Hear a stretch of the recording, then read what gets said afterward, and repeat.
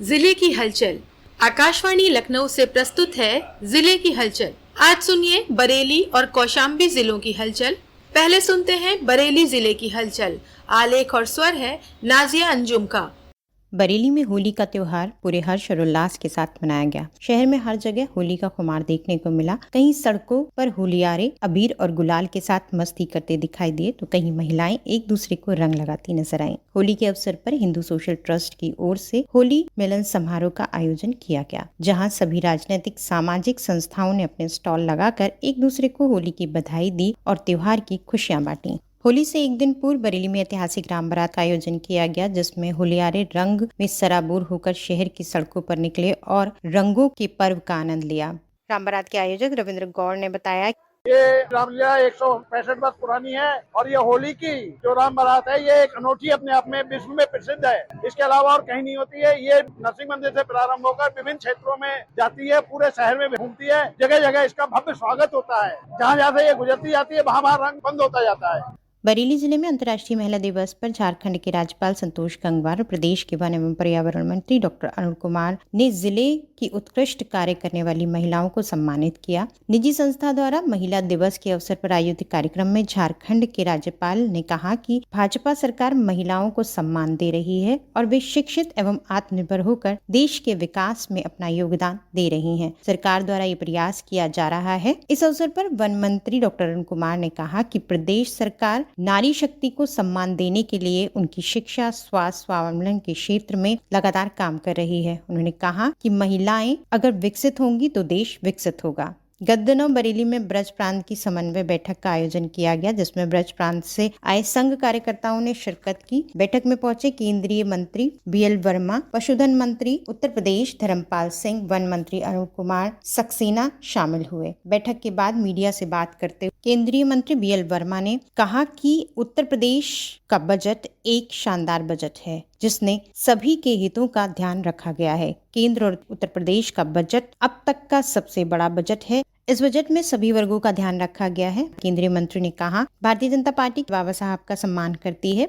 गत दिनों उत्तर प्रदेश सरकार की उद्योग की नीतियों का लाभ जनता को सुगमता से मिले और इन्वेस्टर समिट से प्राप्त हुए एएमयू की प्रगति जानने के लिए उत्तर प्रदेश के वन एवं पर्यावरण मंत्री अरुण कुमार सक्सेना ने सर्किट हाउस में बैठक की और अधिकारियों से टेक्सटाइल और फूड पार्क जैसी महत्वाकांक्षी योजनाओं के क्रियान्वयन में हो रही देरी के विषय में जवाब तलब किया। बैठक में रोजगार परक योजना, मुख्यमंत्री युवा अभियान योजना के अंतर्गत बैंकों के माध्यम से लोन सुगमता से दिलाए जाने के निर्देश दिए गए। बरेली में गत दिनों बरेली विकास प्राधिकरण की ओर से 3 दिवसीय फ्लावर शो का आयोजन किया गया। ये पहला मौका था जब बरेली विकास प्राधिकरण ने इस तरह के फ्लावर शो का आयोजन किया। इस फ्लावर शो में फूलों से बने शिवलिंग, राम मंदिर और राम सेतु जैसी आकृतियों ने लोगों को प्रभु श्री राम की गौरवशाली इतिहास को याद दिला दी। राम वाटिका में लगाए गए दुर्लभ देशी विदेशी फूलों की खुशबू ने पूरे वातावरण को यादगार बना दिया। फ्लावर शो में बड़ी संख्या में लोग पहुंचे। समापन से पहले वन एवं पर्यावरण मंत्री डॉक्टर अरुण कुमार सक्सेना, विधायक संजीव अग्रवाल, मेयर उमेश गौतम और जिला पंचायत अध्यक्ष रश्मि पटेल समेत उद्योग व्यापार मंडल के अध्यक्ष विशाल मल्होत्रा, उप सभापति सर्वेश रस्तोगी, पार्षद नरेंद्र सिंह, अमित वर्मा, रचित अग्रवाल, नीरज रस्तोगी आदि लोग मौजूद रहे।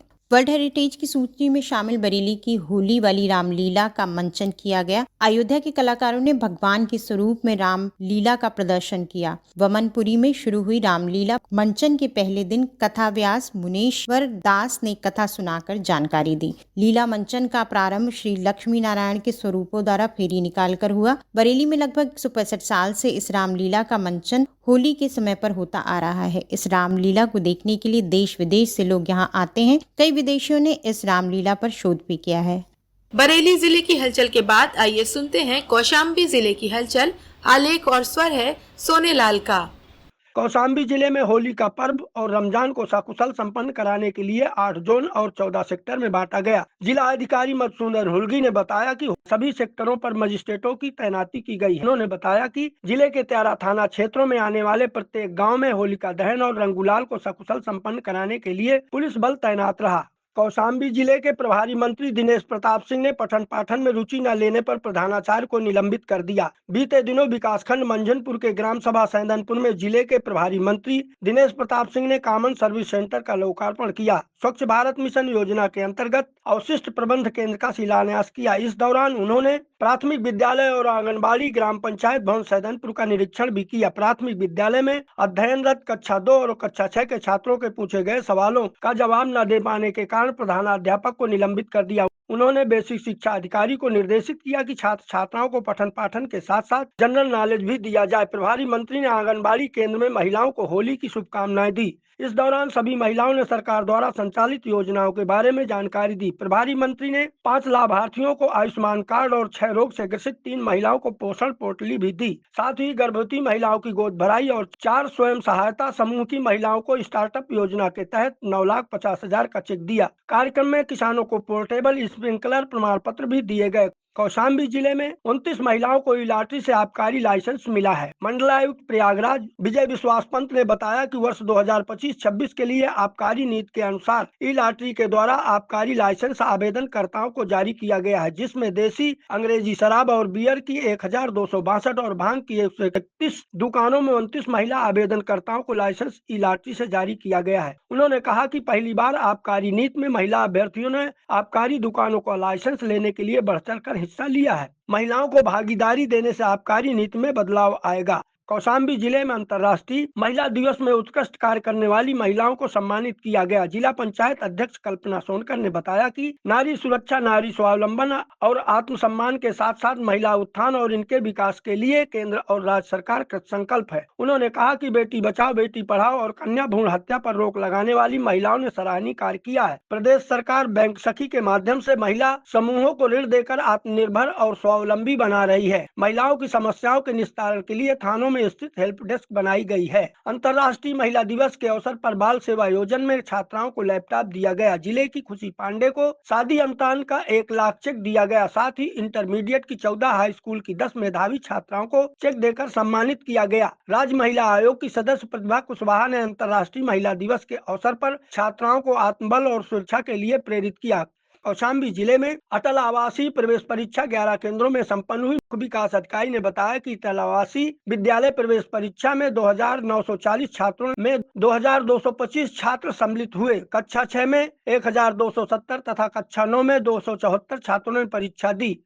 कौशाम्बी जिले में प्रधानमंत्री किसान ऊर्जा सुरक्षा एवं उत्थान महाअभियान के अंतर्गत ऑनलाइन बुकिंग व आवेदन प्रारंभ हो गया है। कृषि उप निदेशक ने बताया कि प्रधानमंत्री किसान ऊर्जा सुरक्षा एवं उत्थान महाअभियान योजना के अंतर्गत लक्ष्य के सापेक्ष किसानों को लाभ पहुंचाने के लिए विभाग की वेबसाइट जारी की गई है। www.agriculture.up.government.in पर कृषक सोलर पंप की ऑनलाइन बुकिंग कर सकते हैं। योजना का लाभ लेने के लिए किसानों को विभाग की वेबसाइट पर पंजीकरण कराना आवश्यक है। ऑनलाइन बुकिंग के दौरान 5,000 टोकन मनी जमा करना होगा। बुकिंग के उपरांत निर्धारित अवधि में इंडियन बैंक शाखा में अंश न जमा करने पर 5,000 रुपए जब्त हो जाएंगे। सोलर पंप 3 और 5 हार्स पावर के लिए 60% अनुदान मिलेगा। इसके लिए कृषक के पास 6 इंच और 8 इंच की बोरिंग होना अनिवार्य है। कौशाम्बी जिले में 375 शिक्षित बेरोजगार युवकों को प्राइवेट कंपनियों में रोजगार दिया गया। जिला सेवा योजना अधिकारी ने बताया कि डॉक्टर A.H. रिजवी कॉलेज में रोजगार मेले का आयोजन किया गया। इसमें निजी कंपनी ने 375 लोगों का चयन किया। उन्होंने कहा कि जिले में समय समय पर रोजगार मेले का आयोजन कर हजारों शिक्षित बेरोजगार युवकों को निजी कंपनियों में रोजगार दिया जा रहा है, जिससे वे आत्मनिर्भर और स्वावलंबी बन सकें। कौशाम्बी जिले में कानून व्यवस्था और होली का पर्व रमजान को संपन्न कराने के लिए अपराधी तत्वों के खिलाफ अभियान चलाकर 3 दर्जन से अधिक अपराधियों को जेल की सलाखों में भेजा गया। पुलिस अधीक्षक ब्रजेश कुमार श्रीवास्तव ने बताया कि गुंडा एक्ट और गैंगस्टर एक्ट के अंतर्गत जिला मजिस्ट्रेट द्वारा 2 दर्जन से अधिक अपराधियों को जिला बदर किया गया। उन्होंने कहा कि महिला संबंधी विवादों को परिवार परामर्श केंद्र द्वारा कई बिछड़ते परिवारों को सुलह समझौता के तहत आपस में समझौता कराया गया। न्यायालय में विचाराधीन आपराधिक मामलों में पैरवी कर 2 दर्जन से अधिक अपराधियों को सजा दिलाई गई। मिशन शक्ति योजना के अंतर्गत महिला आरक्षियों द्वारा स्कूल, कॉलेजों और मुख्य चौराहों पर नुक्कड़ सभा कर छात्राओं और महिलाओं को अपराधों के विरुद्ध जागरूक किया गया। ये था आकाशवाणी लखनऊ के क्षेत्रीय समाचार एकांश द्वारा प्रस्तुत जिले की हलचल का आज का अंक।